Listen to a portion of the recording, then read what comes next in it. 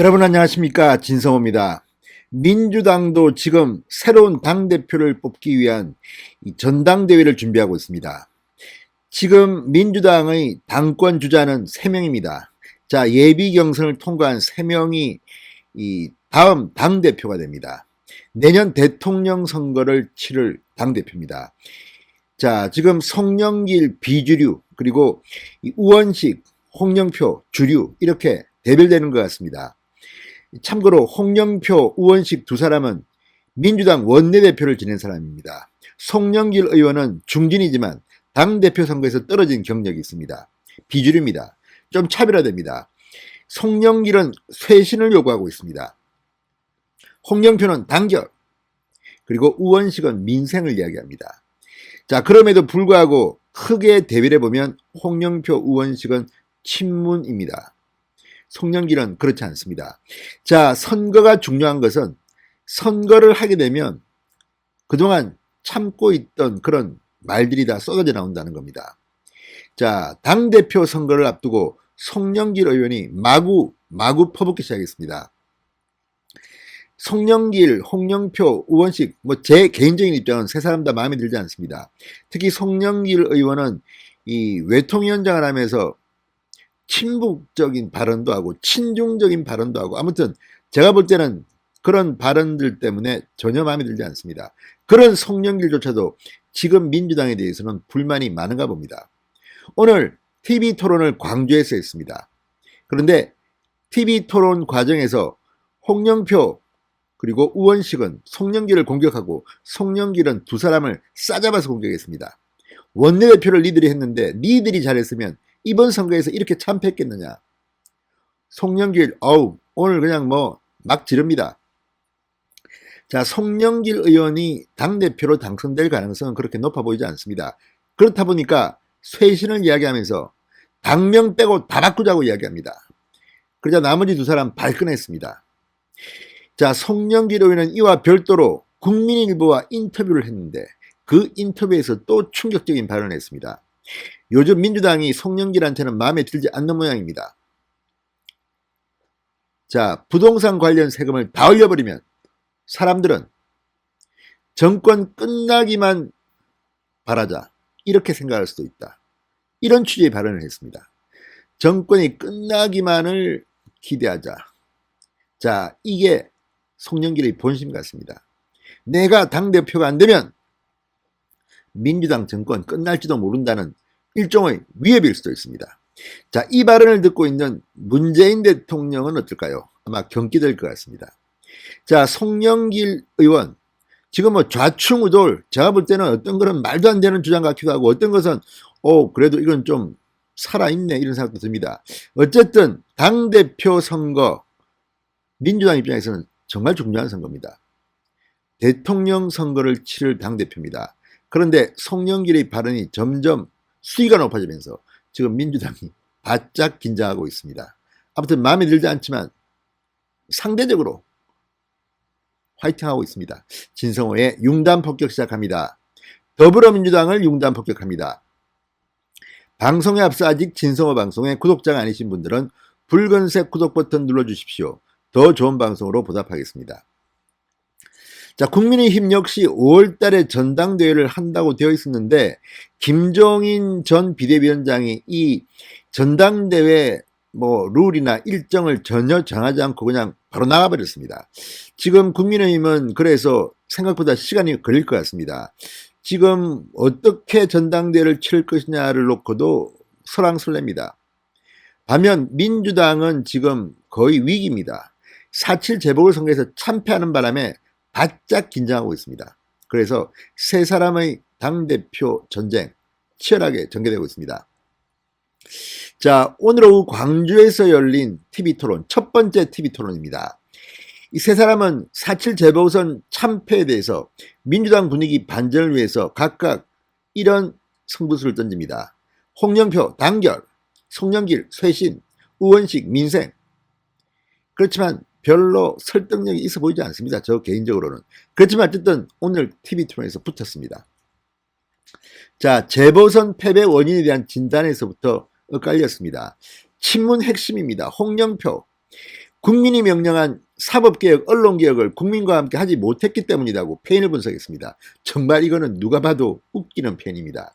이것 때문에 망했는데 검찰개혁 운운하고 추미애, 조국 운운하다가 졌다는 그런 것이 일반적인 평가인데 거꾸로 하고 있습니다.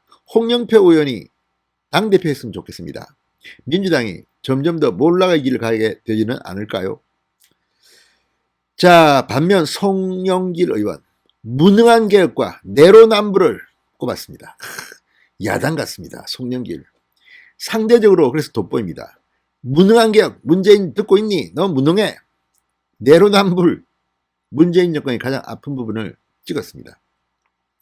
자, 우원식 의원 조금 이렇게 물타기를 하는 것 같습니다. 민생이 도탄에 빠졌는데 국민의 절규에 귀를 닫고 개혁을 한다고 하면서 소리만 요란하고 성과는 미미했다. 이렇게 지목했습니다.